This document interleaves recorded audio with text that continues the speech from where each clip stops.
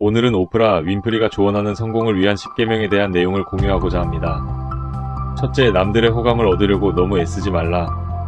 타인에게 호감을 얻기 위해 너무 신경을 쓰다 보면 오히려 자신에 대해서는 소홀해져 본인 스스로 만족스러운 삶을 살아갈 수 없다.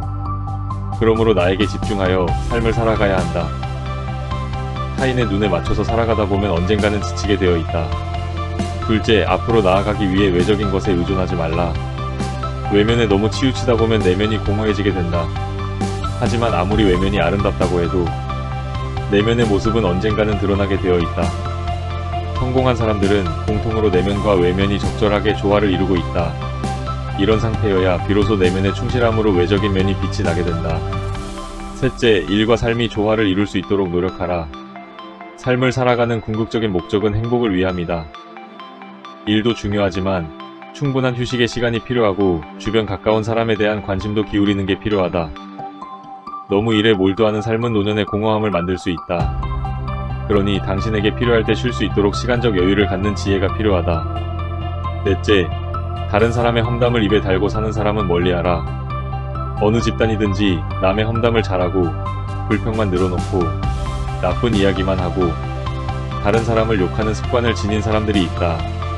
이런 사람들은 긍정적인 에너지보다는 부정적인 에너지를 가지고 있어 결코 삶에 좋은 영향을 주지 못하기 때문에 이러한 사람들은 되도록이면 멀리하고 긍정적인 마인드를 가지고 있는 사람들과 가까이지는 게 중요하다. 다섯째, 상대방에게 항상 친절하라.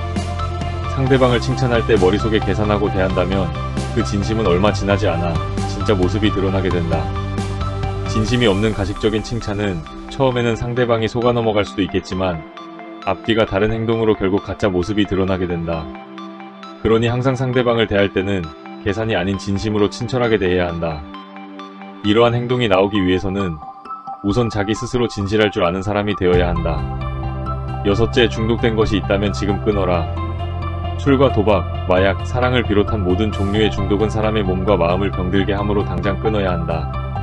실제로 술과 도박, 마약 등의 삶을 피폐하게 만드는 것들은 삶 일부가 아닌 송두리째 앗아갈 수 있는 무서운 것들이다. 이것들을 즐기고 있다면 당장 끊도록 하자. 일곱째, 당신의 버금가는 혹은 당신보다 나은 사람들로 주위를 채워라. 우리가 삶을 살아가다 보면 어려운 일이 생기거나 새로운 일을 도전하기 전 조언을 구해야 할 일이 생겼을 때 충고와 진심 어린 조언을 해줄 수 있는 멘토가 있다면 인생의 시행착오를 줄일 수 있다.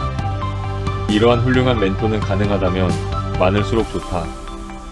멘토는 내 주변의 지인일 수도 있고 만약에 이런 멘토가 없다면 돈을 들여서라도 내가 가보지 못한 삶을 이미 경험하고 내가 가보지 못한 삶의 이야기를 해주는 멘토를 구하는 것도 좋은 방법이다. 훌륭한 멘토를 통하여 따끔한 충고와 조언을 듣는다면 앞으로의 인생에서 겪게 될 또 다른 다양한 시행착오 등을 줄일 수 있다. 여덟째, 돈 때문에 하는 일이 아니라면 돈 생각은 잠시 접어두자. 인생에서 돈이 전부는 아니다. 하지만 돈이 없다면 불행할 수밖에 없다.